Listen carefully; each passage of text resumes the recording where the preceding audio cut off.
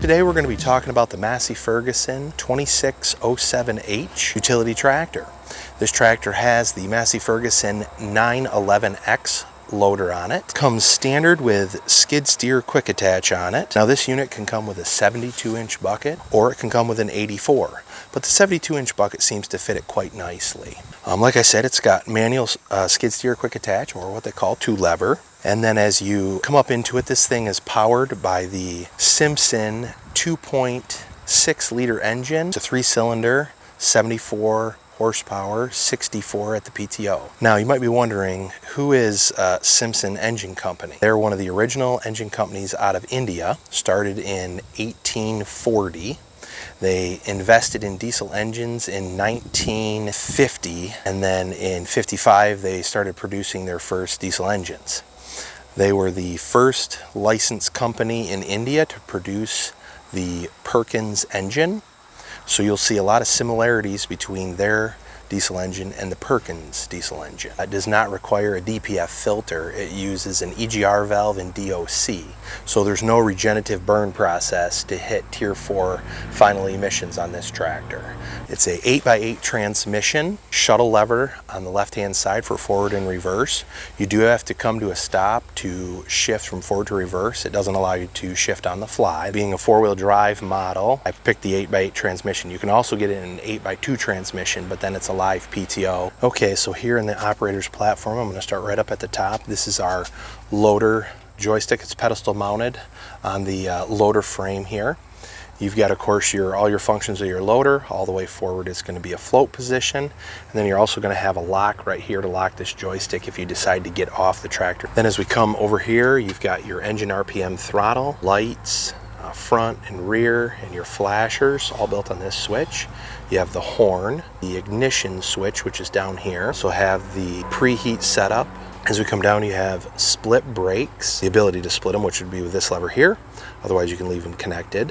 You've got your engine RPM also down here if you want to run it off of your foot throttle. And as we come up here, you've got your shifter, which is going to be your gears 1 through 4. You have your differential lock, which is right here. It's a pedal. Then you have your 3-point and draft control right on this side. 2 remotes, which are standard. You've got a rear work light, which is controlled by that switch I showed you in the operator's platform. As we look on the back here, there is the seat suspension, which is adjusted for up and down and depending on the operator's weight. We've got our 2 sets of rear remotes, standard 3-point hookup. These have extendable lower links to help you hook up to a 3-point implement. Adjustable stabilizer links down here on both sides, and then you have adjustment of your tilt of your arms right on the right hand arm. Upper 3-point link, which is, like I said, it's got draft control on this tractor. 7-way tractor plug, already standard foldable ROPS if you need to get into a lower barn or garage door. Metal,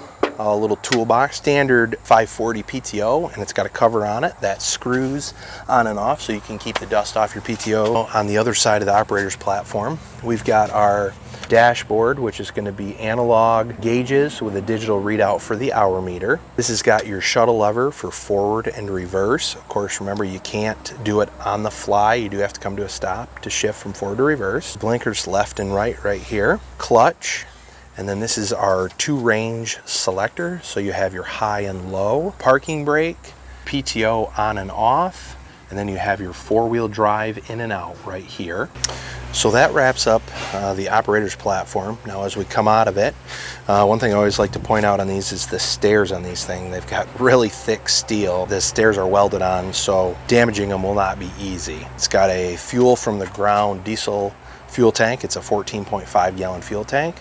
Gives you the ability to fill it right from here, or if you have a pump, it's very easy to get at. You're not having to reach up onto the hood or somewhere high on the back between the wheels. As we come back up to the front here on the loader, something to touch on is the lift capacity. You've got, per the specs, at 31.5 inches forward of the pivot pin, and that's where the loader and the framework come together. That's your pivot pin. So from that pin forward 31.5 inches at full height, it's got a 1,500 pound capacity. You can also watch our videos in this channel to see what it will actually lift with a pallet and different stacks of suitcase weights put on it to see what its max lift capacity will be. Some of the favorite things that I like to talk about when I'm selling this tractor is I'll have a customer come in that's used to what I would call like an old school tractor. It's got your big ag tires on it. It's got monstrous front axles and your rear axles, which we'll get a shot of for you on this. It's got clamshell fenders, so they're very short fender. You don't want to be putting your hands out, you get caught in the tread. When you fire it up, it's got a little bit of a bark.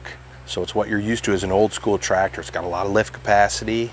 So that's a walk around overview of the Massey Ferguson 2607H tractor.